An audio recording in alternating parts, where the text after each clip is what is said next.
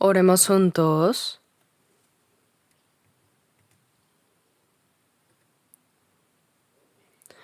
Nuestro Padre Dios, Santo y Misericordioso, que nos amas. Te damos gracias por habernos salvado con la preciosa sangre del Señor. Gracias por darnos la vida eterna y la esperanza tan gloriosa. Te damos gracias porque aún en esta tierra creemos en tu palabra de que no nos dejarás como huérfanos, sino que siempre estarás con nosotros y que nos guardarás y nos ayudarás hasta el fin del mundo. Gracias porque en este momento nosotros que hemos recibido la redención por la sangre del Señor, nos reunimos ante ti para alabar tu inmensa gracia y amor, para poder aprender tu palabra, y gracias por permitirnos tener comunión en esta santa congregación.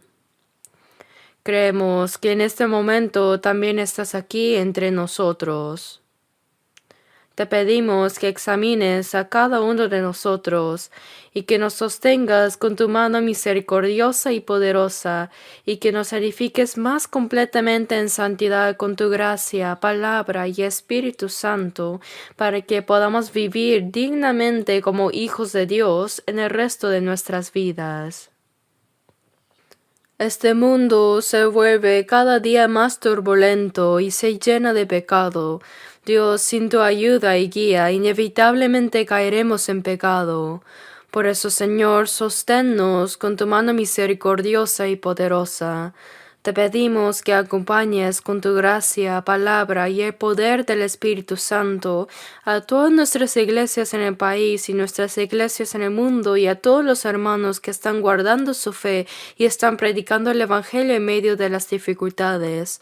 Permítenos cumplir la obra de Dios de predicar el Evangelio con más valentía en estos últimos tiempos para guiar a muchas almas que aún no son salvas hacia ti, para que ellos también reciban la salvación.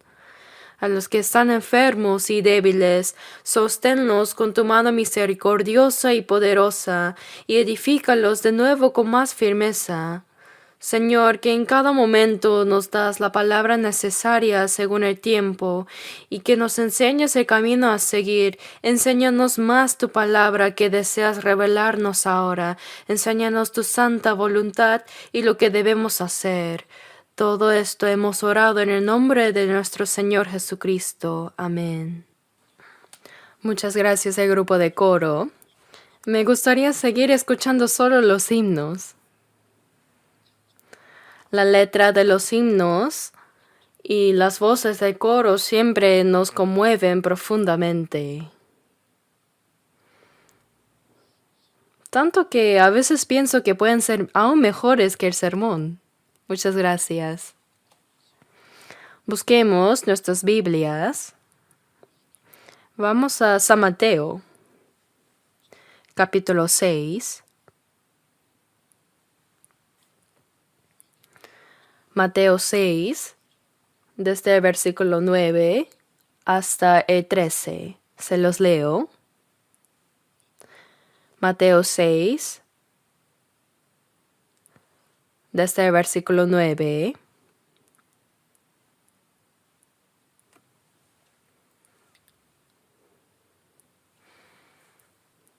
Vosotros, pues, oraréis así: Padre nuestro que estás en los cielos, santificado sea tu nombre. Venga tu reino, hágase tu voluntad, como en el cielo, así también en la tierra. El pan nuestro de cada día, dánoslo hoy, y perdónanos nuestras deudas, como también nosotros perdonamos a nuestros deudores. Y no nos metas en tentación, mas líbranos del mal. Porque tuyo es el reino, y el poder, y la gloria, por todos los siglos. Amén. ¿Hasta ahí?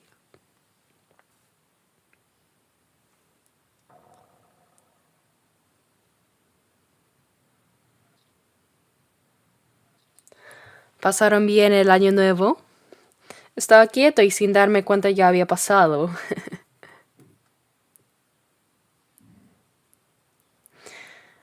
Bueno, así ya pasó el año nuevo según el calendario solar y también lunar. Un año ha terminado y otro año nuevo ha comenzado. Han sumado un año más a su edad, ¿verdad? Seguramente se han vuelto más maduros también, ¿no? Ya que ahora tienen un año más, también creo que su vida cristiana ha crecido mucho más. El día de la venida del Señor está cada vez más cerca también, y este mundo se vuelve más caótico y complicado. Sin embargo, damos gracias a Dios porque podemos vivir con valentía en la fe, confiando en Él. Nos alegramos y nos sentimos consolados porque podemos vivir obedeciendo a la palabra del Señor, con un corazón que anhela su regreso cada día. Entonces hoy, basándonos en el pasaje que acabamos de leer, hablaré sobre la oración que el Señor nos enseñó. La conocen bien, ¿cierto? Con este título les compartiré el mensaje de hoy. Parece sencilla esta oración, pero en ella está contenida una profunda voluntad de Dios. Por eso me preocupa si podré transmitir este mensaje correctamente.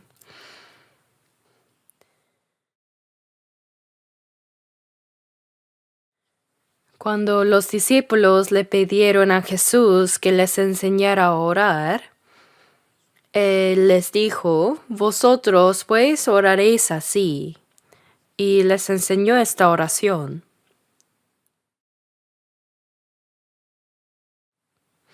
Mucha gente conoce esta oración como el Padre Nuestro. Yo también cuando iba a otra iglesia antes, al finalizar el culto el pastor decía, cantemos el himno número 3 y recitemos el Padre Nuestro. Y me gustaba porque significaba que el culto había terminado. Así muchas personas lo memorizan de manera mecánica. Repiten el Padre Nuestro de memoria sin pensar en su significado. Sin embargo, el Señor no nos dio esta oración solo para que la recitamos en el culto como parte de una ceremonia. No es algo que debamos recitar sin reflexionar, como si fuera un simple ritual. De hecho, una persona que no ha nacido de nuevo verdaderamente no puede hacer esta oración. Es una oración que deben hacer aquellos que han experimentado un verdadero nuevo renacimiento. Jesús no nos enseñó esta oración para que oremos únicamente con estas palabras, sino para que comprendamos cuáles son los elementos esenciales de la oración de un cristiano.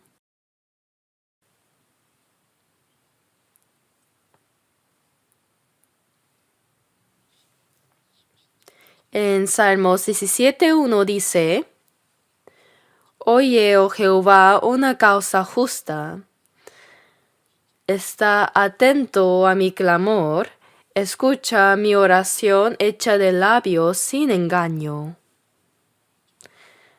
Por ejemplo, cuando hacemos una llamada también, no simplemente levantamos el celular y decimos lo que queremos y no más, sino que primero decimos aló y esperamos que la otra persona responda sí para asegurarnos de que hemos llamado a la persona correcta.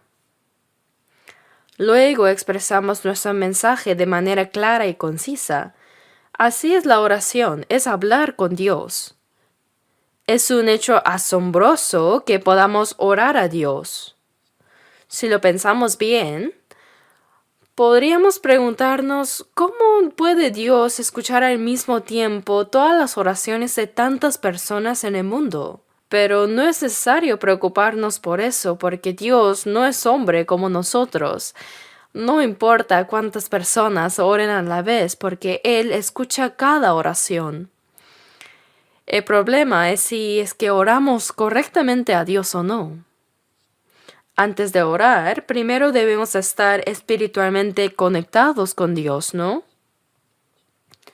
Por eso la oración comienza con Padre nuestro que estás en los cielos.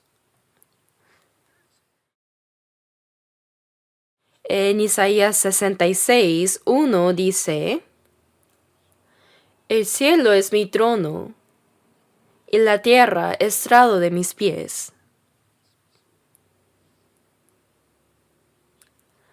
Cuando la Biblia dice que el cielo es el trono de Dios, se refiere a todo el universo.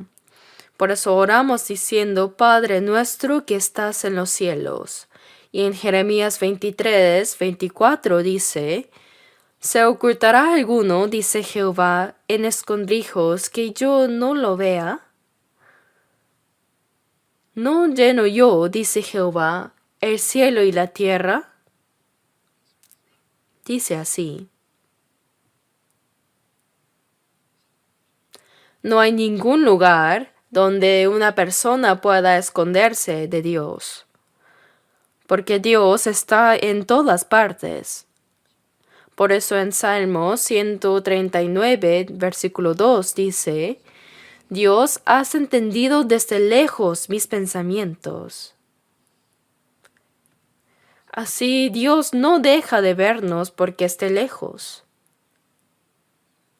Él está cerca y también lejos a la vez.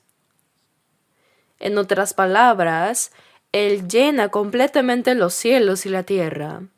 Entonces no hay lugar donde Dios no esté presente. Cuando decimos, Padre nuestro que estás en los cielos, estamos reconociendo que el Dios Todopoderoso, el Creador y el Gobernante del universo, está por encima de todas las cosas. El hecho de que podamos llamar a este Dios Padre es un privilegio asombroso, ¿verdad? Dios no solo creó y gobierna el universo, sino que está por encima de todas las cosas. Él no está contenido dentro del universo, sino que lo trasciende. Por eso la Biblia dice que Él está en los cielos. ¿No es de verdad asombroso de que podemos llamar a ese Dios todopoderoso nuestro Padre? Our Father in Heaven dice, Padre nuestro que estás en los cielos. Solo pensar en esto nos conmueve, ¿verdad? El hecho de que podamos llamar a Dios que hizo todo el universo Padre es algo tan asombroso. En Juan 1:12 dice, Mas a todos los que le recibieron, a los que creen en su nombre, les dio potestad de ser hechos hijos de Dios. Cuando recibimos la salvación, nacemos de nuevo y recibimos a Cristo en nuestro corazón. En ese momento nos convertimos en hijos de Dios, y Él se convierte en nuestro Padre. Por eso solo aquellos que han sido verdaderamente salvos y han nacido de nuevo pueden llamar a Dios Padre. Ser hijos de Dios es una potestad, dice. Si alguien nace como hijo de un rey, automáticamente tiene el título de príncipe. No es porque haya hecho algo para merecerlo, sino porque nació como hijo de rey. Tiene ese privilegio.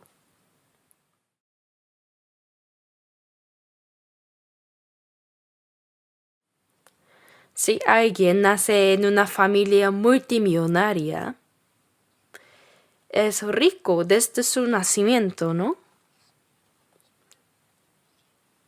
Es rico desde su nacimiento, porque es hijo de un multimillonario. Sin embargo, por encima de todo esto, el hecho de que el Dios que creó y gobierna todo el universo sea nuestro Padre es realmente asombroso y maravilloso, y es una realidad. Dios nos ha mandado a orar de esta manera. Por eso llamar a Dios Padre significa que tenemos con Él la relación más cercana e íntima. Entre un padre y un hijo no hay distancias ni formalidades, ¿cierto? Es una relación de amor y confianza.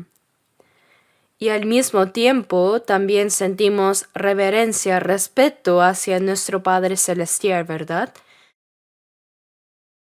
Le respetamos y le tememos con un temor santo. Por eso poder llamar a Dios Padre nuestro que estás en los cielos es algo sumamente profundo. Debemos pensar en ello con seriedad. En el libro de San Juan 8:41, Jesús habló a los judíos. Los judíos eran descendientes de Abraham y el pueblo escogido por Dios. Entre todas las naciones de la tierra, Dios los eligió, no porque los amara solo a ellos, sino fue para revelar su gloria y su carácter al mundo a través de ellos. Por eso, los israelíes tenían un gran orgullo como el pueblo escogido de Dios.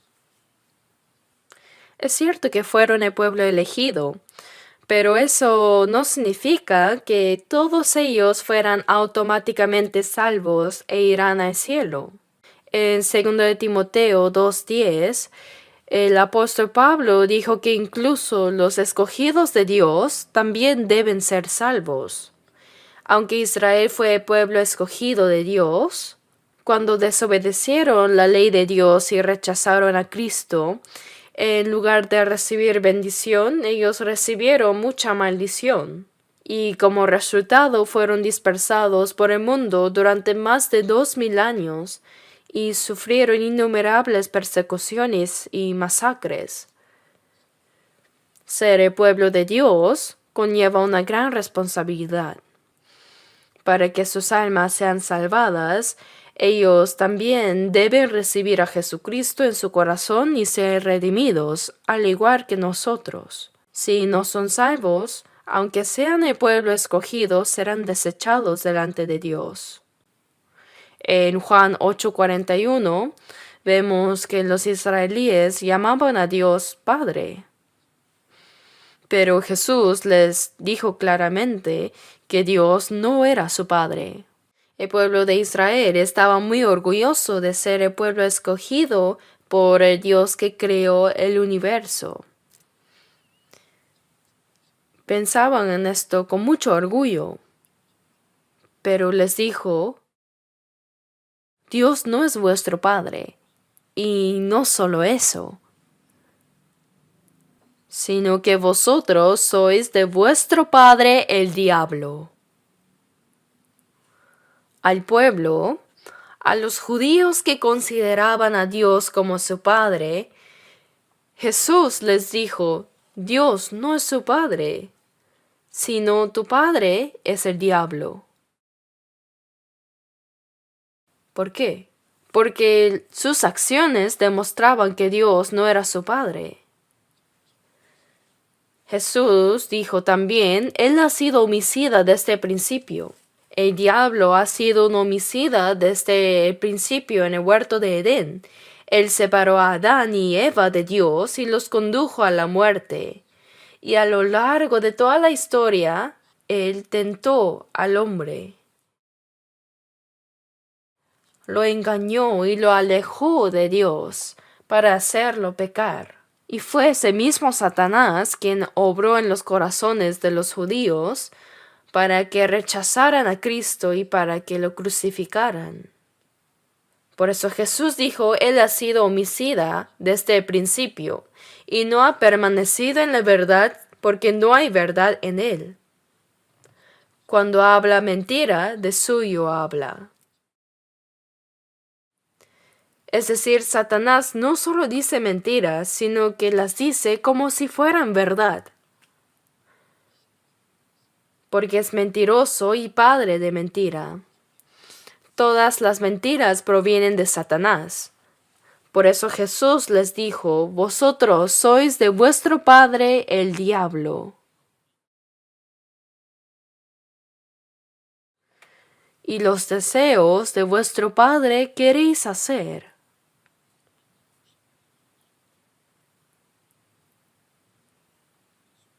En otras palabras, en los judíos no había la verdad sino solo mentira. Hablaba mentiras como si fuera natural.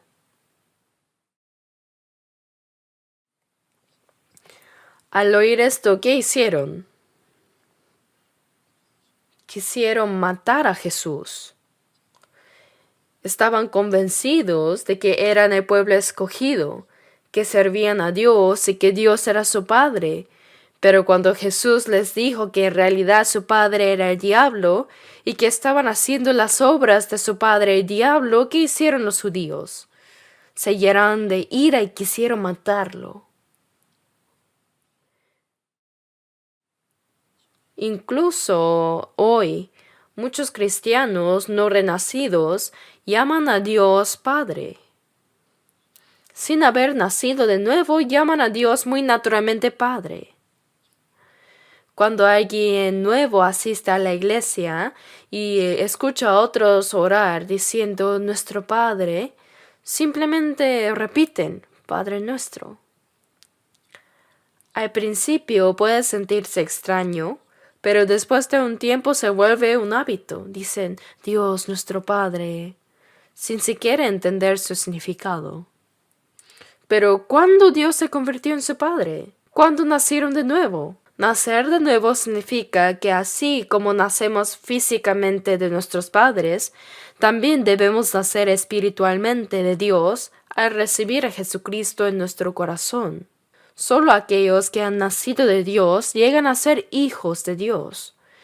Pero muchos que nunca ni siquiera han nacido de nuevo llaman a Dios Padre solo por costumbre. Incluso pueden orar de manera muy elocuente. ¿Saben? Eso es como levantar un celular y hablar sin que haya nadie al otro lado. Uno dice todo lo que quiere y terminando dice, bueno, voy a colgar, ¿ya? ¿Qué importa si cuelga o no? ¿Con quién estaba hablando realmente? Si alguien puede orar correctamente, eso significa que tiene una relación correcta con Dios. Y si alguien puede orar correctamente, significa que su vida cristiana también está en lo correcto. La oración no es un simple ritual.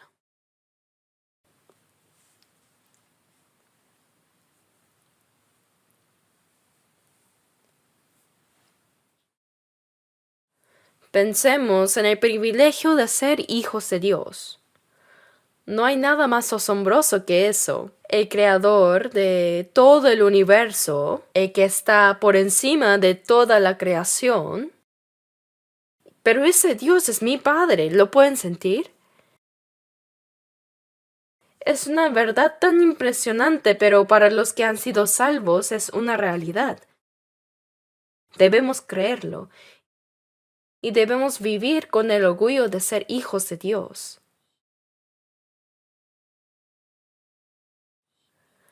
Ahora abramos en Salmos 103. Salmos 103.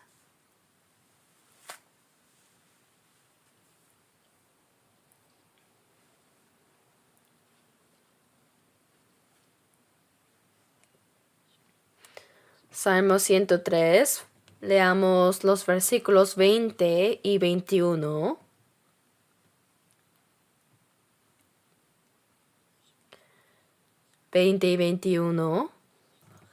Bendecid a Jehová vosotros sus ángeles, poderosos en fortaleza, que ejecutáis su palabra, obedeciendo a la voz de su precepto.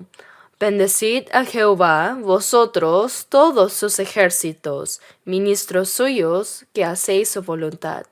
Leamos juntos el versículo 22. Bendecid a Jehová vosotras todas sus obras, en todos los lugares de su señorío. Bendice, alma mía, a Jehová. Aquí se menciona a los ángeles. Dice, vosotros sus ángeles, poderosos en fortaleza, que ejecutáis su palabra. Habla de su poder. ¿Saben que después de Dios, los seres más poderosos son los ángeles? Dios realiza muchas de sus obras a través de ellos, es cierto. Incluso cuando entregó la ley al pueblo de Israel, lo hizo por medio de los ángeles.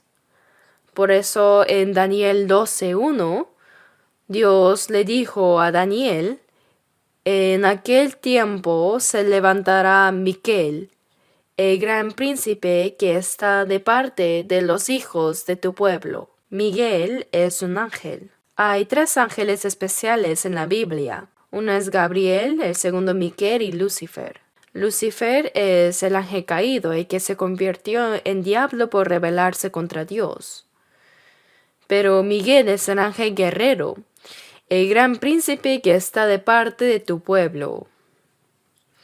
En Josué 23:10 también dice que cuando Israel iba a la guerra contra las naciones paganas, Dios les dijo: un varón de vosotros perseguirá a 1000, porque Jehová vuestro Dios es quien pelea por vosotros.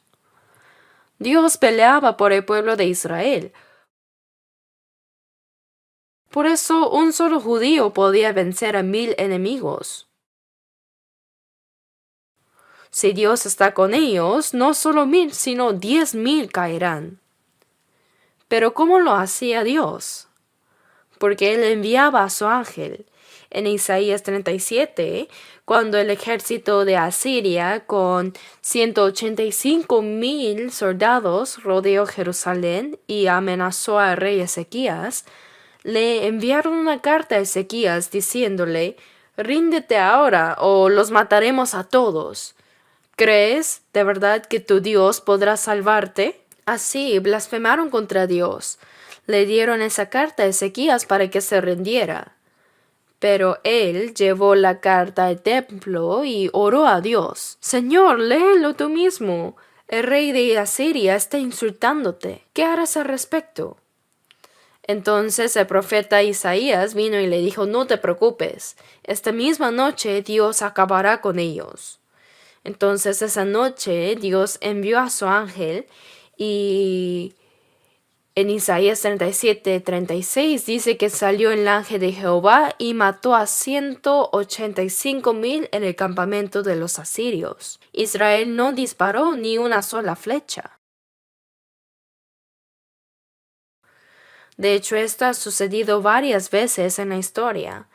Más recientemente, cuando Israel se independizó el 14 de mayo de 1948, tuvo que enfrentar varias guerras y entre ellas la tercera, que es la famosa Guerra de los 6 días en junio de 1967. El presidente egipcio Nasser tomó el mando de una coalición de 14 naciones árabes y rodeó a Israel. Su intención era destruirlos por completo y arrojarlos al mar. Yo incluso tengo el cartel que ellos habían impreso una semana antes de la guerra, empujándolos al mar Mediterráneo. Decía: Go to hell, Zionists. Váyanse al infierno, sionistas. Así llamaban a los judíos que volvían a la tierra de Israel, sionistas. Decían: váyanse al infierno, sionistas. En ese momento Israel tenía solo 2.25 millones de habitantes y su territorio era del tamaño de la provincia de Gangwon en Corea. Los 14 países árabes tenían una población de 120 millones e Israel solo 2.25 millones. ¿Cómo podían ganar? ¿Podían luchar contra ellos? Los ejércitos árabes tenían misiles, tanques y aviones MiG de Rusia y les amenazaba con todo eso. Por supuesto que, Israel tenía aviones Phantom de Estados Unidos, pero comparando el poder militar, no tenían posibilidad de ganar. En términos de número de soldados, de verdad la diferencia era abrumadora. Los árabes intentaron aniquilar a Israel de un solo golpe y arrojarlos al mar, pero en solo 6 días Israel ganó. La guerra comenzó el día después del sábado y terminó el día anterior al sábado, exactamente en 6 días. Por esto Israel triplicó su territorio y capturó toda la península del Sinaí, y en el sexto día Egipto se rindió. Si no se rendían, Israel amenazaba con destruir el Cairo. Nunca ha habido una guerra así en toda la historia del mundo. Hoy en día también algunos pensaron que jamás podría destruir a Israel rápidamente. ¿Pero qué ha pasado? ¿Desaparecería de verdad Israel? Siria, Líbano e Irán, aunque todos ellos se unan contra Israel, no podrán vencerlo. Y pronto Rusia se unirá también. Pero en Ezequiel capítulos 38 y 39 dice que Dios arrastrará a Rusia, la orgullosa nación comunista, sujetándola por la nariz para llevarla a su propia destrucción. Sin saberlo, Rusia marchará contra Israel. Ezequiel 39:4 dice: sobre los montes de Israel caerás tú. Cuando antes viajé a Moscú durante varios años para evangelizar en Rusia, no pude decir esto directamente. Si les dijera que Rusia atacará a Israel y será destruida, probablemente me golpearían con palos hasta matarme. Casi se me salió, pero no pude decirlo. Pero se cumplirá sin duda. Ciertamente, Dios pelea por Israel a través de sus ángeles y lo ayuda. Salmo 103 dice: poderosos en fortaleza, que ejecutáis su palabra, ¿no? Los ángeles cumplen la palabra de Dios. Ellos son seres extraordinarios, pero ¿saben que los ángeles no pueden ser hijos de Dios? Por ejemplo, Lucifer, un ángel, él se llenó de orgullo y quiso ser como Dios. Se rebeló contra él consigo a un tercio de los ángeles, pero al final todos fueron expulsados del cielo y se convirtieron en Satanás y sus demonios. En San Mateo 25:41 dice: apartaos de mí, malditos, al fuego eterno preparado para el diablo y sus ángeles. El diablo aquí es Lucifer. Sus ángeles son los que se rebelaron con él y fueron expulsados al fuego eterno, dice. Pero Cristo no murió en la cruz por los ángeles caídos. Si un ángel cae, eso es el fin para él. Dios ha permitido que Satanás tenga cierta libertad por un tiempo, pero la razón por la que Dios creó a los humanos es completamente diferente de la razón por que creó a los ángeles. Dios creó a los ángeles como espíritus ministradores. Hebreos 1:7 dice que hace a sus ángeles espíritus y a sus ministros llama de fuego. Como ministradores, trabajadores quiere decir.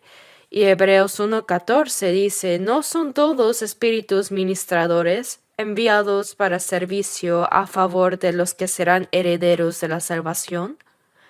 Dios creó a los ángeles para que sirvan a los santos que serán herederos de la salvación.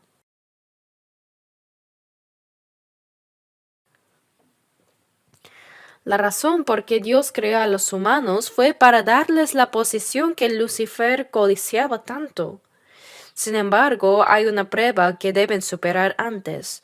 Tienen que pasar por la tentación del diablo, que fue expulsado por querer ser como Dios. Por eso Dios está usando temporalmente al diablo. Deben vencer su tentación para obtener el derecho de ser como Dios. Lo claro es que Dios nunca murió por los ángeles.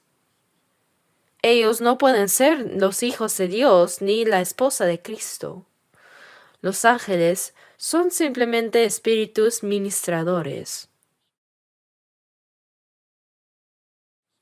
Por eso Hebreos 1:5 dice que Dios nunca ha llamado hijo a ningún ángel. Antes una vez alguien me dijo que había descubierto un gran secreto de la Biblia. Le pregunté cuál es y me respondió: ¿sabía usted que Jesús era un ángel? Dios escogió a uno de los ángeles y dijo: tú eres mi hijo. Eso dijo. Jesús fue uno de los ángeles que fue escogido como el Hijo de Dios, según él. Me dijo que eso estaba en Hebreos 1:5. Así que lo busqué y ¿qué dice? Hebreos 1:5 dice, porque ¿a cuál de los ángeles dijo Dios? Jamás mi hijo eres tú. Significa que nunca lo dijo. Hay que leer bien la Biblia. Dice que ni una vez llamó a sus ángeles su hijo. Él dijo, ¿a cuál? Se le fue ese punto más importante y leyó todo lo demás a este señor.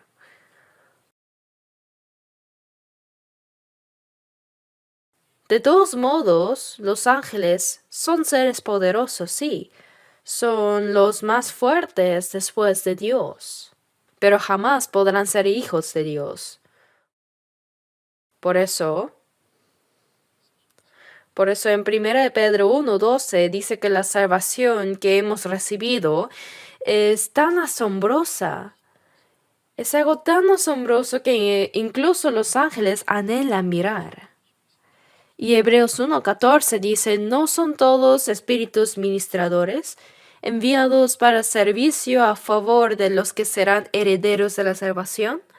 Hermanos, ¿sabían que cada salvo tiene un ángel guardián? Mateo 18:10 dice, mirad que no menospreciéis a uno de estos pequeños, porque os digo que sus ángeles en los cielos ven siempre el rostro de mi Padre que está en los cielos. Cada salvo, cada hijo de Dios, tiene un ángel guardián, ¿lo sabían? ¡Cuán increíble es ser hijos de Dios! Los ángeles nos sirven en el cielo. Cuando alabemos a Dios, ellos estarán como nuestros acompañantes en la adoración.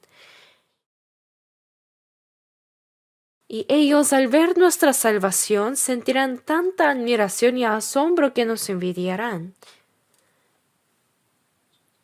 Hebreos 1 dice que cuando Cristo regrese,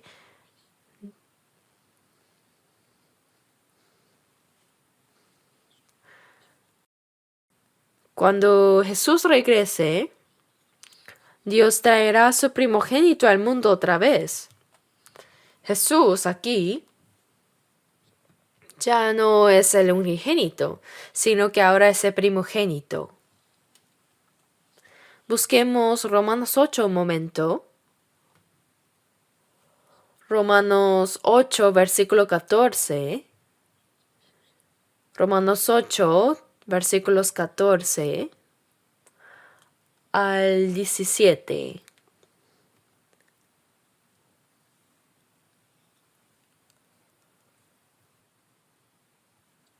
Romanos 8, 14 al 17. Porque todos los que son guiados por el Espíritu de Dios, estos son hijos de Dios, pues no habéis recibido el espíritu de esclavitud para estar otra vez en temor, sino que habéis recibido el espíritu de adopción, por el cual clamamos, Abba, Padre. El Espíritu mismo da testimonio a nuestro espíritu de que somos hijos de Dios, y si hijos, también herederos, herederos de Dios y coherederos con Cristo, si es que padecemos juntamente con Él, para que juntamente con Él seamos glorificados. En este pasaje vemos que los hijos de Dios son los que son guiados por el Espíritu de Dios. Los que han recibido la salvación han recibido el Espíritu de Dios. Como cantó nuestro coro hace poco, siempre me gozaré, aunque angosta senda es, el Espíritu conmigo está. Él está ahora aquí.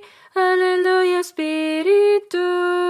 Para la persona salva, perdón de pecados, la salvación, el nacer de nuevo, ser hijos de Dios y recibir el Espíritu de Cristo, el Espíritu Santo son lo mismo simultáneamente. El Espíritu Santo está presente aunque uno no sepa que está dentro de él. Por eso en Gálatas 3:2 dice, ¿recibisteis el Espíritu por las obras de la ley o por el oír con fe? El Espíritu Santo vino cuando escuchamos y creímos. Debemos creer que el Espíritu Santo está presente. Aunque no sepamos que Él está aquí, definitivamente el Espíritu está en los renacidos. Por eso no habéis recibido el espíritu de esclavitud para estar otra vez en temor, sino que habéis recibido el espíritu de adopción. El esclavo siempre siente temor, ¿verdad? Es porque puede ser expulsado por el más mínimo error. Así es un esclavo. Pero el hijo no tiene que preocuparse por ser expulsado. Él está confiado. Una vez que se convierte en hijo, una vez que es hijo de Dios, es hijo de Dios para siempre. Por eso no habéis recibido el espíritu de esclavitud, sino el espíritu de adopción, por el cual clamamos Abba, Padre. La palabra adopción significa que, aunque originalmente no éramos hijos, fuimos adoptados como hijos. Por eso el Espíritu mismo da testimonio en nuestro espíritu, dice. Cuando el Espíritu Santo viene, da testimonio de que somos hijos de Dios, nos hace creer con certeza. Y dice, y si hijos, también herederos, herederos de Dios. Y coherederos con Cristo si es que padecemos juntamente con Él, para que juntamente con Él seamos glorificados. Quiere decir que somos coherederos con Cristo, herederos conjuntos, ¿no? Recibimos gloria junto con Cristo. ¿No es esto extraordinario? Somos herederos que pueden heredar todas las cosas espirituales de Dios junto con Cristo y recibir gloria con Cristo. Por eso, así como el Señor sufrió y entró en la gloria, si es que padecemos juntamente con Él, para que juntamente con Él seamos glorificados. En fin, llegamos a ser hijos de Dios. Y Él ha puesto el Espíritu de Cristo dentro de nosotros. Hemos llegado a ser herederos de Dios. También en Gálatas 4:6 dice, y por cuanto sois hijos, Dios envió a vuestros corazones el Espíritu de su Hijo, el cual clama, Abba, Padre. Cuando un niño nace, ¿cuál creen que es la primera palabra que diría? Ma. Papá. Ese sonido de la vida parece ser casi universal. En Estados Unidos dicen papá para padre, ¿verdad? Mamá, papá. Esto no es algo que se aprenda, sino que es un sonido que viene de la vida. Clamamos Abba, Padre. Cuando recibimos la salvación, dice, y por cuanto sois hijos, Dios envió a vuestros corazones el Espíritu de su Hijo, el cual clama Abba, Padre. Así dice. Por eso, es increíblemente asombroso que seamos hijos de Dios.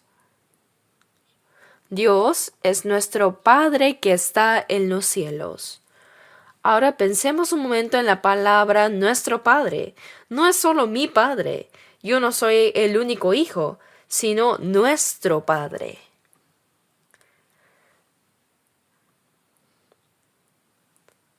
Había mujeres que fueron a la tumba después de la resurrección de Jesús, y entre ellas estaba María Magdalena, quien fue a la tumba de Jesús para ungirlo con perfume.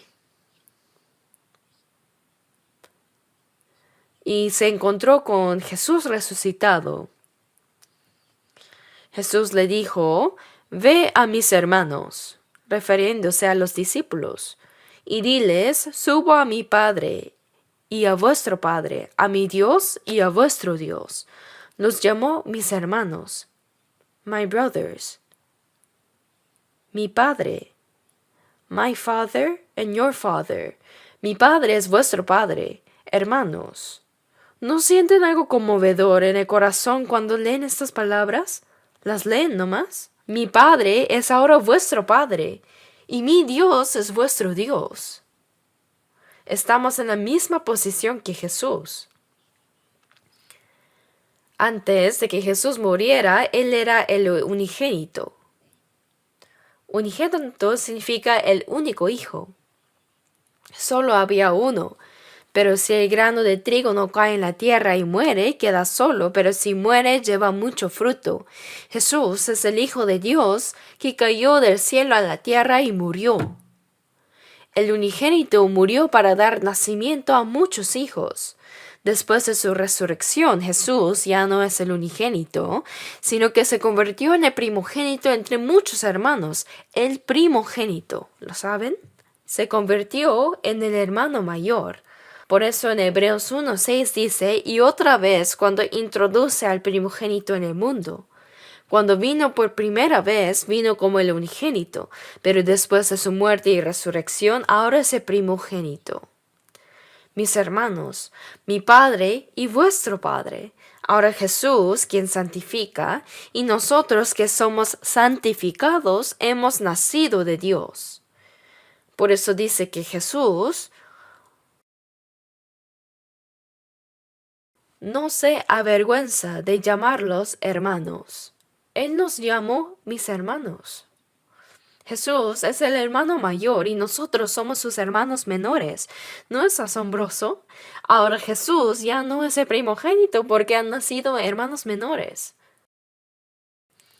Así que nos hemos convertido en hermanos de Jesús, quien puede llamar a Dios Padre.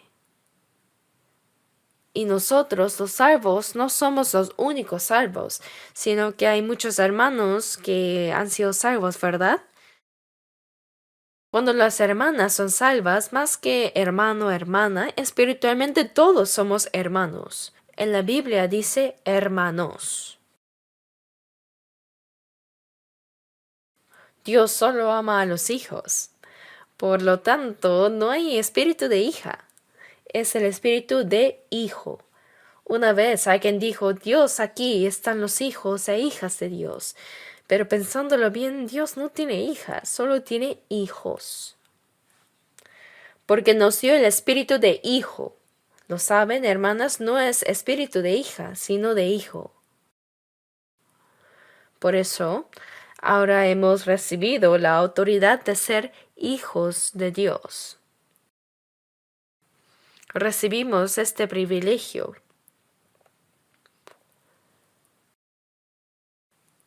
Así que ahora es mi Padre y al mismo tiempo nuestro Padre. ¿Por qué? Porque hay muchos hermanos salvos.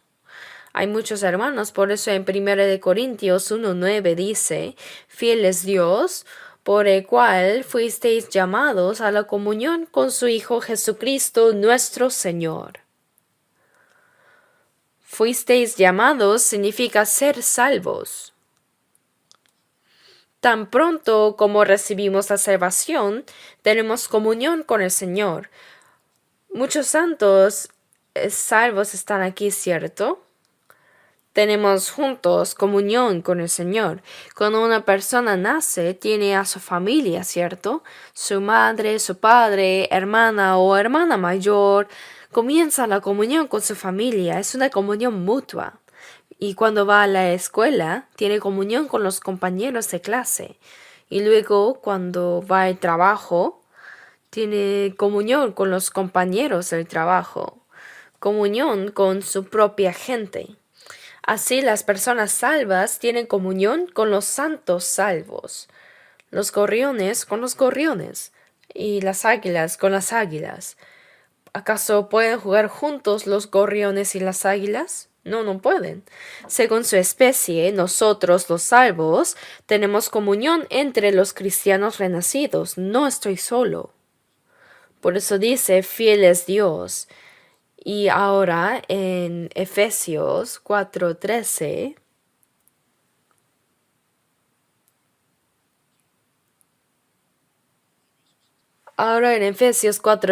dice, hasta que todos lleguemos a la unidad de la fe y del conocimiento del Hijo de Dios. Los salvos se han unido en la fe y el conocimiento del Hijo de Dios, a un varón perfecto. Esa es la iglesia. Los salvos ahora están unidos en la fe y el conocimiento del Hijo de Dios. En Efesios 4:3 dice solícitos en guardar la unidad del Espíritu. Somos hermanos de un Dios Padre con la misma fe y esperanza y con el mismo propósito de vida. Somos uno. Dios, nuestro Padre que está en los cielos. En esa frase está incluido todo esto. Dios es mi Padre y al mismo tiempo nuestro Padre. Los salvos ahora viven como hermanos sirviendo al mismo Dios Padre.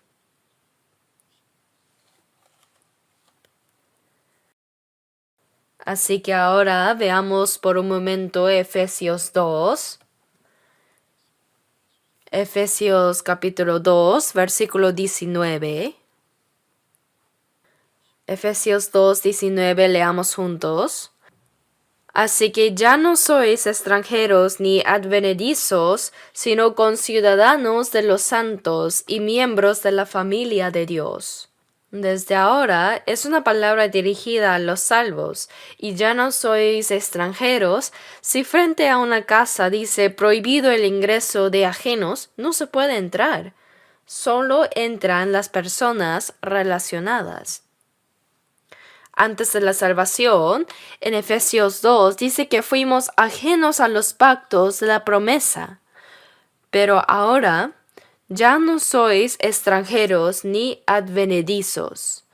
Tampoco somos invitados, sino conciudadanos de los santos. ¿Qué ciudadanos? Ciudadanos del reino celestial.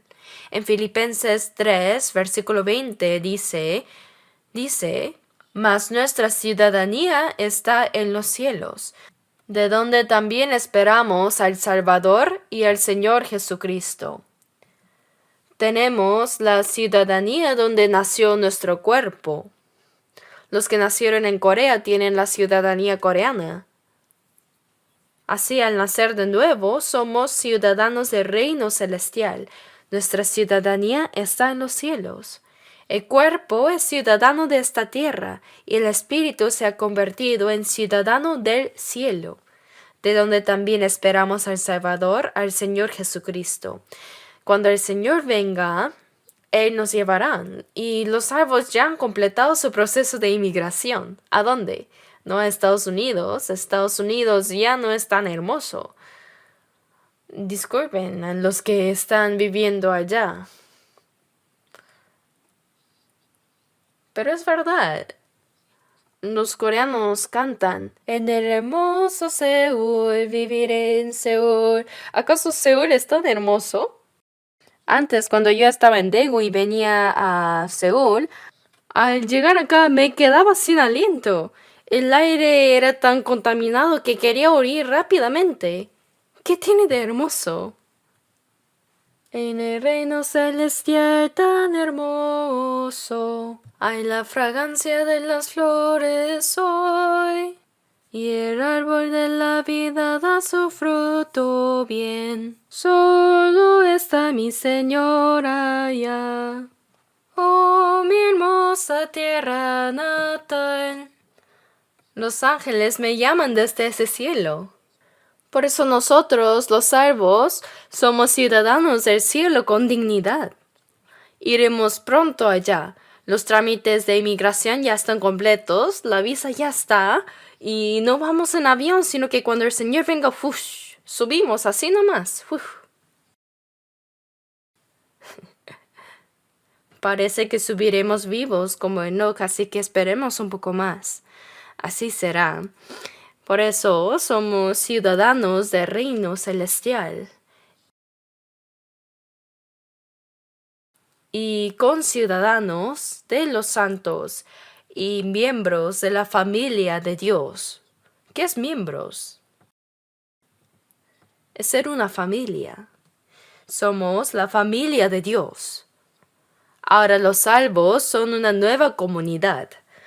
Dios Padre, junto con Jesús, nos hemos convertido en hijos de Dios, muchos santos que pueden ir al cielo, hermanos y hermanas que forman un solo cuerpo con una sola sangre, la misma esperanza, la misma fe, el mismo propósito de vida, personas que vivirán para siempre juntas en el cielo dentro de poco. Dicen que la sangre es más espesa que el agua, ¿verdad? Por supuesto que la sangre es más espesa que el agua, pero el Espíritu Santo es más espesa que la sangre. No importa cuán buena sea el lazo carnal, pues terminará en unas décadas. ¿Creen que vivirán con sus familias en el cielo? No. Disculpen, pero en el cielo terminará el parentesco. Todos los hermanos salvos se convertirán en uno y vivirán juntos. Así que el linaje carnal, las relaciones carnales terminan en unas décadas. Pero ser hijos de Dios unidos por el Espíritu es eterno. En el cielo también será eterno. Aunque no sepamos cómo viviremos juntos en el cielo, lo sabremos cuando lleguemos, ¿no? Pero cuando lleguemos será maravilloso. Nada en esta tierra se puede comparar ni siquiera con una 10,000ª parte del cielo. En fin, el espíritu es mucho más precioso que la sangre. Así que llegamos a ser la familia de Dios al recibir la salvación en Cristo.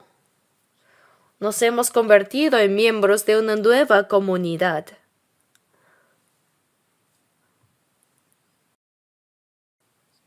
Por eso en Efesios 3:20, la palabra nosotros aparece muchas veces en la Biblia, y aquel que es poderoso para hacer todas las cosas mucho más abundantemente de lo que pedimos o entendemos, según el poder que actúa en nosotros. El Espíritu Santo actúa en nosotros, los santos salvos, y lo que deseamos fervientemente y oramos se cumple. ¿Qué es esto lo que anhelamos? Él hace que cada día se añadan más personas a la salvación. El Señor obra en nosotros. No obra solo en mí, sino en medio de nosotros. ¿Me dejo entender? Después de ser salvos, no estamos solos. Debemos entender que hay muchos hermanos salvos, santos renacidos juntos. Muchos santos con la misma fe y esperanza. La vida cristiana no es algo que se hace solo. En esa comunidad, dice, solícitos en guardar la unidad del Espíritu, significa que no debemos dejar la iglesia. Dejar esa congregación es dejar al Señor. En Génesis 12, cuando Dios llamó a Abraham de Ur de los Galeos, de aquel lugar de idolatría donde construían la torre de Babel, Dios le dijo, vete a la tierra que te mostraré. Y cuando fue, su sobrino Lot lo siguió. Pero cuando llegaron a la tierra de Canaán, los pastores de Abraham tenían muchos animales, ovejas y ganado, y Lot también tenía sus siervos y ganado. Entonces, el problema fue que los pastores de Abraham y los de Lot peleaban entre sí por los mejores pastos. Así que Abraham le dijo a Lot, no hay ahora altercado entre nosotros dos, entre mis pastores y los tuyos, porque somos hermanos. Está bien dejar que los pastores peleen entre sí, hay que reprenderlos. Entonces Lot debió haber reprendido a sus pastores y jamás debió haber apartado de Abraham. Cuando salió el principio, siguió a Abraham, ¿verdad? Estar con Abraham es estar con Dios. Abraham le dijo, si te incomoda vivir conmigo, puedes irte. Dijo, si fueres a la mano izquierda, yo iré a la derecha, y si tú a la derecha, yo iré a la izquierda. Elige tú primero. Entonces, este sobrino Lot, ¿qué debía haber dicho? ¿Cómo podría dejarte, tío? Dejarte es lo mismo que dejar a Dios. No me iré. Debió haber reprochado a los pastores, pero alegremente dijo, lo siento, tío, pero voy a escoger primero, ¿ya? Sodoma y Gomorra parecían tener agua abundante y ser como el huerto del Edén. Su tío, voy a ir allá donde está Sodoma y Gomorra, ¿ya? Está bien. Ve, vive bien. Anda. Abraham se quedó en el campo vacío, pero Dios estaba ahí con él. Cuando Sodoma y Gomorra estaban llenas de pecado y fueron destruidas con fuego y azufre, Abraham oró fervientemente y por eso Lot sobrevivió. Sí sobrevivió, pero Como dice, él mismo será salvo, aunque así como por fuego, ¿verdad? Lot apenas escapó con vida cuando la ciudad de Sodoma y Gomorra se quemó. ¿Qué nos enseña esto? Aunque seamos salvos, si dejamos la reunión de los salvos, no podemos ser guiados por el Espíritu de Dios. Dejar a Abraham es dejar a Dios. De la misma manera, si recibimos la guía de alguien que fue salvo primero y por sus oraciones fuimos salvos ahí y en ese lugar llevamos juntos la vida cristiana, no debemos dejar el grupo de los santos que fueron salvos primero, porque el Señor está ahí en ese grupo. Dios es nuestro Padre, no solo mi Padre. Deben saber que dejar esa congregación salva es igual que dejar a Dios. Hay personas que dicen que son salvas, pero después de un tiempo no se les ve, ellos se van. Y otros que se van y luego reaparecen cuando creen que ya se han olvidado. Bueno, es afortunado porque al menos han vuelto, porque hay algunos que nunca se les ve. No podemos saber si esa persona realmente es salva o no. Estar en el grupo de los santos salvos puede ser la evidencia de salvación.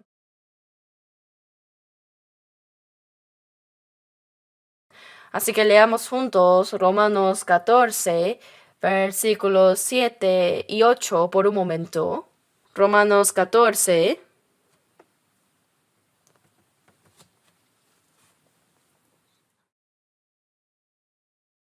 versículos 7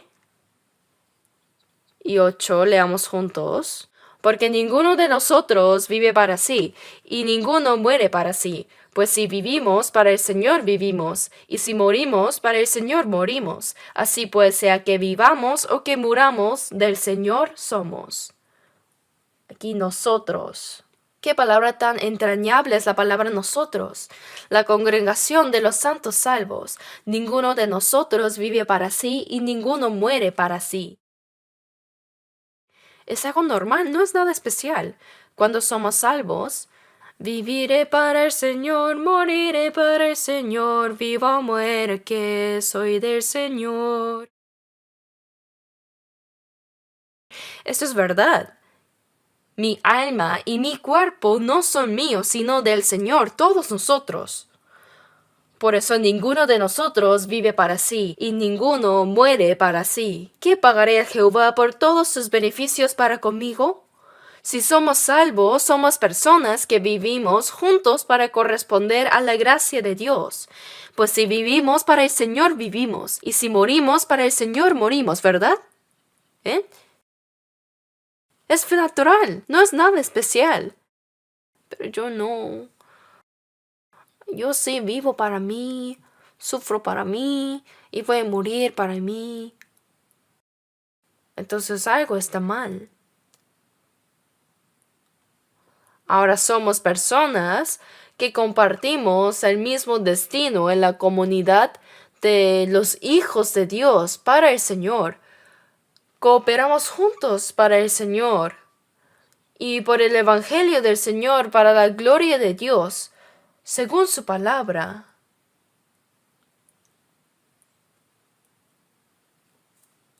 Sea que vivamos o que muramos del Señor somos. En 2 Corintios 5:15 dice, y por todos murió. El Señor murió por nosotros, y por eso fuimos vivificados, para que los que viven ya no vivan para sí, sino para aquel que murió y resucitó por ellos. La persona salva ya no vive para sí misma. Eso es normal. Vivimos para el Señor que murió y resucitó por nosotros. Piénsenlo bien. Si no fuera así, ¿no sienten en sus conciencias que algo está mal? ¿Piensan que ser uno solo significa reunirse los domingos para orar, cantar y tener comunión como hermanos? ¿No deberíamos compartir la misma esperanza, el mismo propósito de vida y el mismo destino, ya sea que vivamos o muramos? Todo es para la gloria de Dios. Así que ahora Estamos en esta manada que se llama nosotros.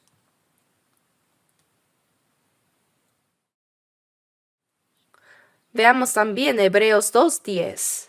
Hebreos 2, versículo 10.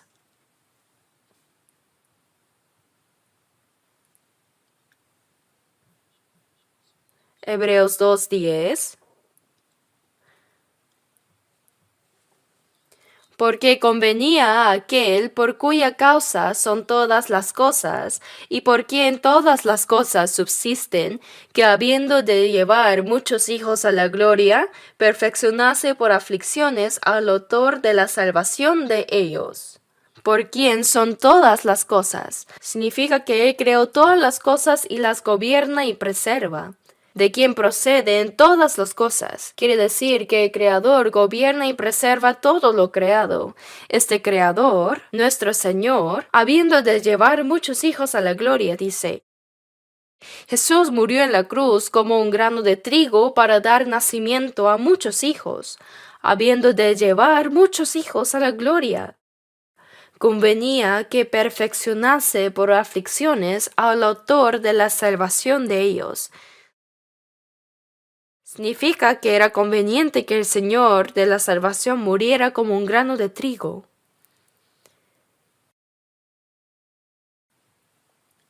Convenía que perfeccionase por aflicciones.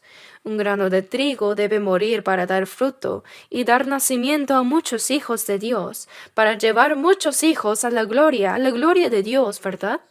Así que el versículo 11 dice: Porque el que santifica y los que son santificados de uno son todos, por lo cual no se avergüenza de llamarlos hermanos.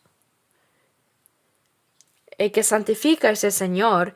Jesús es el Hijo de Dios, el unigénito. Nosotros somos nacidos de Dios. Como nacimos del mismo, no se avergonzó de llamarnos hermanos. Por eso Jesús resucitado dijo: Ve a mis hermanos y diles: Sube a mi Padre y a vuestro Padre, a mi Dios y a vuestro Dios. Ahora nos hemos convertido en hijos de Dios junto con Jesús. Llegamos a ser participantes de la gloria con Dios. Es algo maravilloso.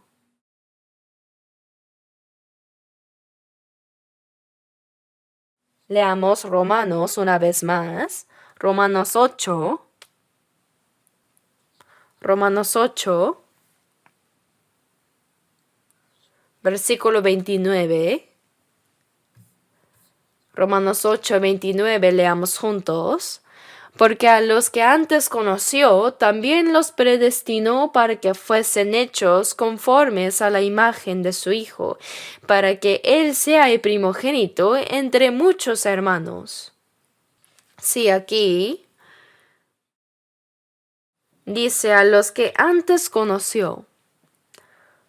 Dios planeó y conoció de antemano que nos salvaría.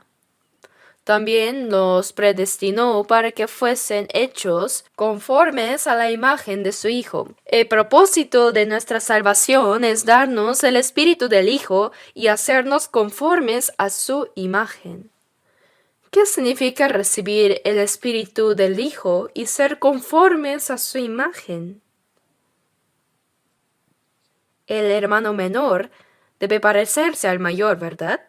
Jesús es el primogénito de Dios y nosotros somos los hermanos menores. Solo hay que mirar al hermano mayor y hacer lo que él hace, el primogénito, para que él sea el primogénito entre muchos hermanos. Él es el primogénito y nosotros somos los hermanos menores. Por eso debemos imitar la imagen del Hijo de Jesús. En Jesús llegamos a ser hijos de Dios, y los santos salvos tienen comunión con el Señor. Debemos imitar cada vez más al Señor, ¿cierto? Los que son salvos, Dios nos predestinó para ser conformes a la imagen del Hijo. En Gálatas 4:19, el apóstol Pablo dijo: Hijitos míos, por quienes vuelvo a sufrir dolores de parto, hasta que Cristo sea formado en vosotros. La madre, al dar luz, en los tiempos antiguos, algunas morían durante el parto. Cuán doloroso es, ¿no? Los que no dieron a luz no podrán entenderlo. Y criar también. ¿Es suficiente solo con dar a luz? Hay que criarlos. Los padres se esfuerzan y trabajan toda la vida por sus hijos. ¿Qué son los hijos? Para estos Gálatas, el apóstol Pablo sufrió dolores de parto para llevarlos a la salvación. Y después de ser salvos, cuando todavía no entendían qué significaba vivir según el Espíritu, los legalistas vinieron y confundieron su fe. Por eso dice, hasta que Cristo sea formado en vosotros, yo vuelvo. La palabra vuelvo significa que aunque ya se esforzó para predicarles el Evangelio y llevarlos a la salvación, ahora vuelve a sufrir dolores de parto hasta que Cristo sea formado. Cristo debe ser formado en nosotros, ¿sí? Por eso, nos salvó para que imitemos la imagen del Hijo, y la imagen de Cristo debe formarse gradualmente en nosotros. Debemos parecernos cada vez más al Señor. En Romanos 8:17 dice, y si hijos, también herederos, herederos de Dios y coherederos con Cristo. Junto con Cristo, el que dice que permanece en mí debe andar como Él anduvo. Uno debe andar como anduvo el Señor poco a poco. Lo que hablamos, pensamos y hacemos debe parecerse cada vez más al Señor. En 1 Corintios 13, el apóstol Pablo dijo, cuando yo era niño hablaba como niño, pensaba como niño, juzgaba como niño, mas cuando ya fui hombre dejé lo que era de niño. ¿Qué es la madurez cristiana? Nuestra fe debe crecer gradualmente y nuestra forma de hablar, pensar y actuar debe parecerse cada vez más al Señor, ¿verdad? Debemos imitar cada vez más al Señor y cuando Él venga, hasta este cuerpo será transformado en un cuerpo glorioso como el del Señor. Así como el gusano que comía hojas entra en su capullo y sale convertido en mariposa y vuela, también la cigarra no se convierte en cigarra inmediatamente, sino que tiene un proceso de 7 años. Luego se quita su caparazón y vuela de repente. Así, debemos parecernos cada vez más al Señor hasta ser como Él cuando venga.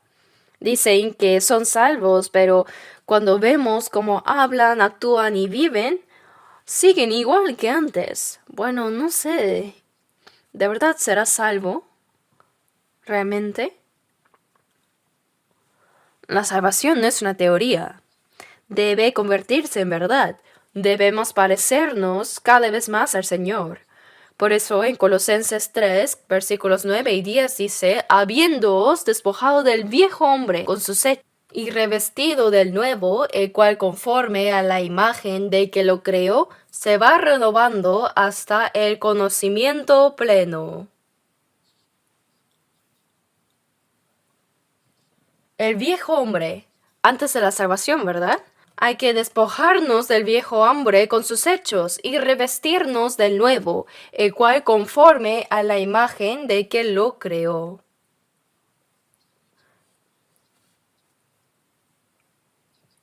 En Génesis 1:27, Dios creó al hombre a la imagen de Dios, pero cuando el hombre cayó, perdió toda la imagen de Dios. Pero cuando recibimos la salvación, nos devuelve la imagen de Dios que habíamos perdido. Por eso debemos imitar cada vez más la imagen de Dios que nos creó. Luego, en 2 de Pedro 1:4 dice, para que por ellas llegaseis a ser participantes de la naturaleza divina, habiendo huido de la corrupción que hay en el mundo a causa de la concupiscencia. Debemos despojarnos de las cosas corruptibles de este mundo y ser participantes de la naturaleza divina, imitando la imagen de Dios quien nos creó.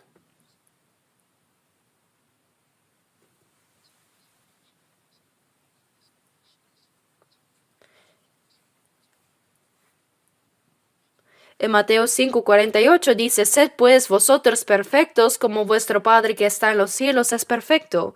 ¿Cómo podemos ser perfectos como Dios? Si el Padre es excelente, el Padre le dice a su Hijo, sé como yo. No le dice que está bien hasta la mitad nomás, sino que dice, sé como yo, por lo menos. Aunque no pueda ser mejor, quiere que por lo menos sea como Él, el Padre. Sed pues vosotros perfectos como vuestro Padre que está en los cielos es perfecto. Debemos asemejarnos a Él cada vez más. Cuando ven a un monje en el templo, ¿a quién se parece? A Buda. Miren qué benevolente han hecho a Buda. Cuando los ven golpeando el gong de madera todos los días, parece que se van asemejando poco a poco de verdad. La benevolencia fluye de ellos. Alguien dijo, el monje se va pareciendo a Buda, pero ¿a quién deben parecerse los cristianos? Puesto los ojos en Jesús, el autor y consumador de la fe. En Hebreos 12, cuando dice que miremos al Señor que nos perfecciona, es como un pintor que pone el modelo frente a él y lo pinta en su lienzo, copiando exactamente el rostro. Cuando estaba en Moscú, vi a un artista sentado dibujando rostros de personas. Y alguien me dijo, pastor, que le haga un retrato.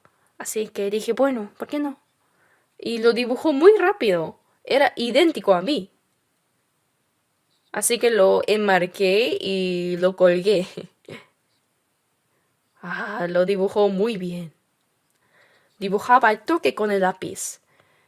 Puestos los ojos en Jesús, el autor y consumador de la fe. Significa que así como un pintor traslada cada cabello y cada ceja todo a su lienzo, así debemos trasladar todo lo del Señor a nuestro corazón y a nuestra vida. Debemos parecernos cada vez más al Señor.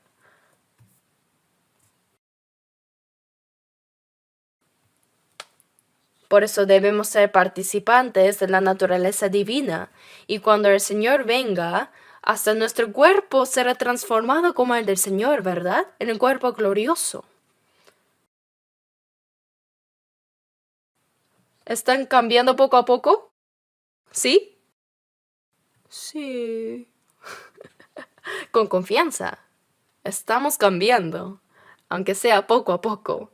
Queda poco tiempo para que el Señor venga, así que debemos cambiar rápidamente. El apóstol Pablo dijo, mas cuando ya fui hombre dejé lo que era de niño. Los niños, después de ser salvos, son inmaduros, pero al madurar ahora debemos imitar al Señor. Esta es la evidencia de que somos hijos de Dios. Padre nuestro que estás en los cielos. Poder llamarlo así no será en vano. Debemos pensar en el Padre y asemejarnos a Él. Por eso Jesús dijo, el que me ha visto a mí, ha visto al Padre. Jesús es Dios manifestado en forma de hombre.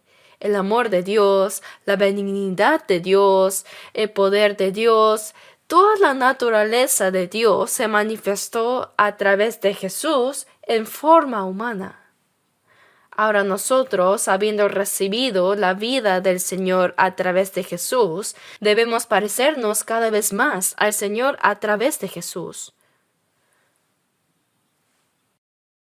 Veamos por un momento 1 de Juan capítulo 3, 1 de Juan 3.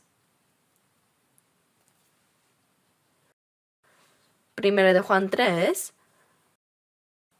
versículos 1 al 3.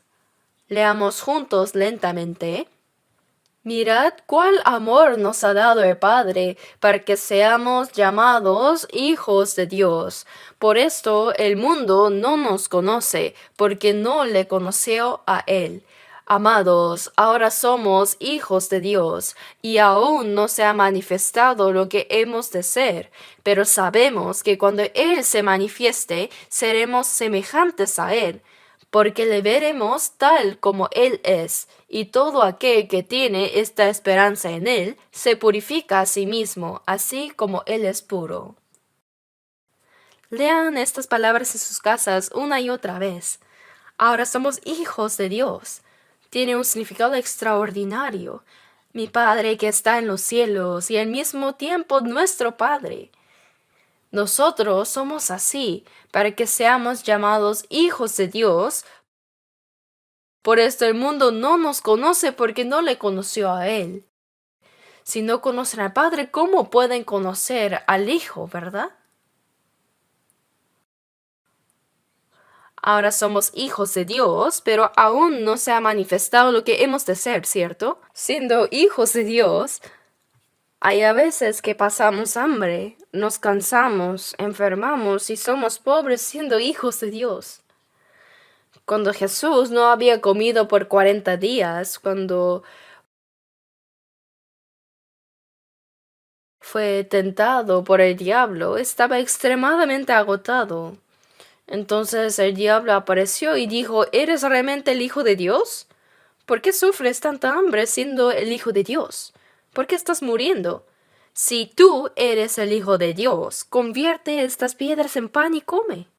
Esa fue la primera tentación. Siendo Hijo de Dios, ¿por qué eres tan pobre? ¿Por qué eres tan miserable? ¿Acaso Jesús dijo, cierto, me había olvidado? Dios puede levantar hijos a Abraham aún de estas piedras. Entonces, ¿no habría podido hacer pan de las piedras? Para ayudarnos a vencer la tentación, Jesús, teniendo el mismo cuerpo que nosotros, venció primero la tentación del diablo, incluso cuando él estaba extremadamente agotado. No solo de pan vivirá el hombre, sino de toda palabra que sale de la boca de Dios. No significa que solo debamos aprender la palabra y satisfacernos con ella, sino que la vida de obediencia a la palabra es lo primero. Cada vez que el diablo lo tentaba, Jesús decía, escrito está, escrito está. Rechazó al diablo hasta el final. Ahora nosotros somos hijos de Dios, pero siendo sus hijos, externamente aún no se ha manifestado lo que seremos. Los hijos de Dios son despreciados, odiados, pobres, miserables. Pero sin duda somos hijos de Dios. Aún no se ha manifestado lo que hemos de ser, pero sabemos que cuando Él se manifieste, seremos semejantes a Él. Cuando el Señor venga, seremos como Él, ¿saben? Debemos ser transformados como el Señor para poder verlo. Solo los salvos vieron a Jesús resucitado. Asimismo, cuando el Señor venga por segunda vez, solo los salvos podrán verlo. Seremos semejantes a Él porque le veremos tal como Él es. Cuando el Señor venga, tan pronto como lo veamos, seremos transformados como Él, transformados en un cuerpo glorioso. Porque le veremos tal como Él es, y todo aquel que tiene esta esperanza en Él se purifica a sí mismo, así como Él es puro. Los que tienen la esperanza de ser como el Señor, no solo deben alegrarse de que serán como Él cuando venga, sino que deben purificarse como Él cada día, ¿cierto? Y a los hijos de Dios, cuando hacen mal, cuando pecan, ¿los deja así nomás? No, hay disciplina, porque Él los ama. Veamos un momento Hebreos 12 otra vez. Hebreos 12. Hebreos 12, desde el versículo 6.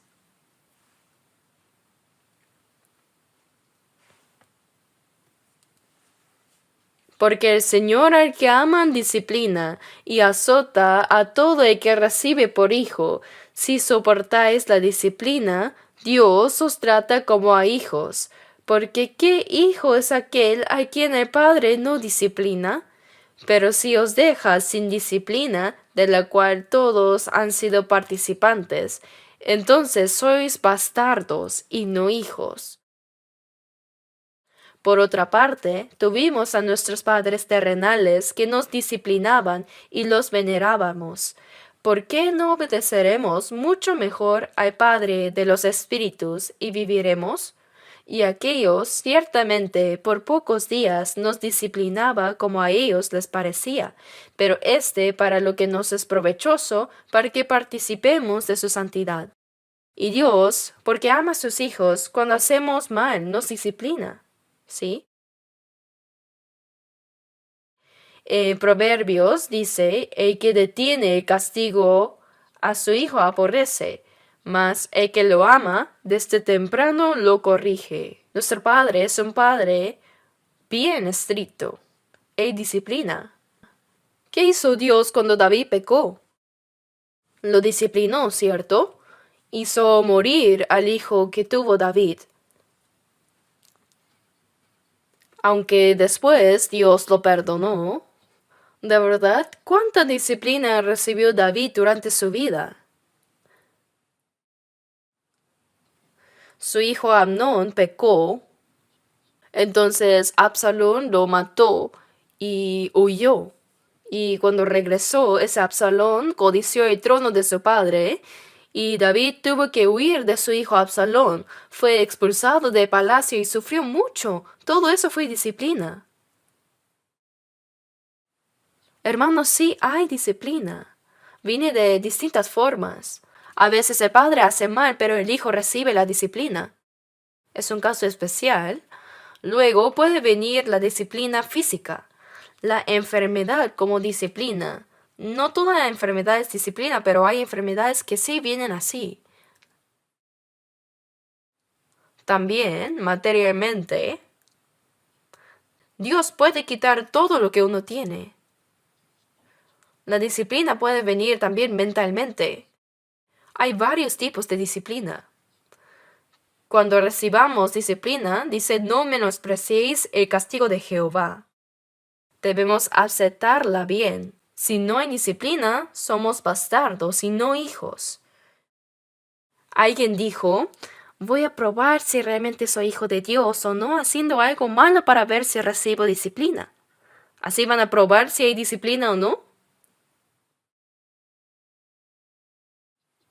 Cuando antes estaba en Gwangju, había dos hermanas que iban a una universidad técnica. Eran escultoras y yo aprendí un poco de escultura ahí. Y dejé una obra sin terminar en casa. Incluso compré herramientas de escultura así. Pero estas hermanas vivían bien la vida cristiana. Y llegó el tiempo de casarse. Y cuando les presentamos hermanos salvos, no les gustaron. No les gustaban. Entonces una de ellas se casó con un no creyente. No sé qué le gustó de él. Y entonces la otra hermana también la siguió y se casó con otro no creyente. Entonces les dije, así van a recibir disciplina. Pastor, vamos a ver qué es esa disciplina. Después de casarse, desaparecieron como el viento. No se sabía dónde estaban. Luego en un retiro en Seúl, apareció una de las hermanas cargando un bebé, toda demacrada. Pastor, recibí disciplina. Que lo experimente.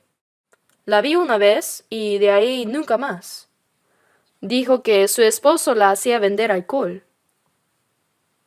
Hermanos, es disciplina. No debemos menospreciar la disciplina. Es porque nos ama. En casos severos hasta mata. Si Dios ve que no debe dejar vivir, se lo lleva. Por eso en 1 Corintios 5:5 dice, el tal se ha entregado a Satanás para destrucción de la carne, a fin de que el espíritu sea salvo en el día del Señor Jesús. Si verdaderamente es salvo, aunque la disciplina llegue hasta matar la carne, el espíritu no perece. Hay disciplina, pero no hay perdición. Hermanos, llamar así Padre nuestro que estás en los cielos, no saben cuán importante es, ¿sí? No es un asunto simple. Así que sabiendo que hay disciplina, bueno, hablando se nos ha ido mucho el tiempo. Esta oración del Señor, la oración que el Señor nos enseñó, pensaba que alguna vez debía hablar del Padre Nuestro, pero al intentarlo me di cuenta que no era algo simple. Our Father in Heaven, esa sola frase, Padre Nuestro que estás en los cielos, no saben cuánta responsabilidad hay en eso para nosotros. El ser llamados hijos de Dios es la máxima gloria y gracia que Dios nos ha dado y al mismo tiempo nos da una gran responsabilidad. Los hijos de Dios no deben actuar descuidadamente. Es una posición más gloriosa que la de los ángeles. Por eso debemos vivir dignamente como hijos de Dios. Bueno, continuaré hablando de esto la próxima vez. Oremos juntos. Padre Dios misericordioso, nosotros anduvimos lejos de ti y merecimos recibir tu juicio y castigo, pero te damos gracias por tu grande y maravilloso amor, porque tuviste compasión de nosotros, y el Señor Jesús murió en nuestro lugar, y con la sangre preciosa que derramó limpió eternamente nuestros pecados, y nos salvaste sin mérito. Gracias por esa gracia tan inmensa. Ahora nuestro cuerpo y alma fueron comprados por la sangre del Señor, por eso somos tuyos. Guíanos para que podamos vivir dignamente como hijos de Dios en el resto de nuestras vidas, y para que podamos glorificar a Dios a través de nuestras vidas. Te lo encomendamos, Señor, en tu mano misericordiosa y poderosa. Creemos que tu imagen en nosotros se irá formando cada vez más y que cuando vuelvas, Señor, nuestro cuerpo físico será transformado en un cuerpo glorioso como el tuyo. Guíanos para que toda nuestra vida pueda transformarse limpia y santamente cada día, así como tú eres santo. Oramos en el nombre de nuestro Señor Jesús. Amén.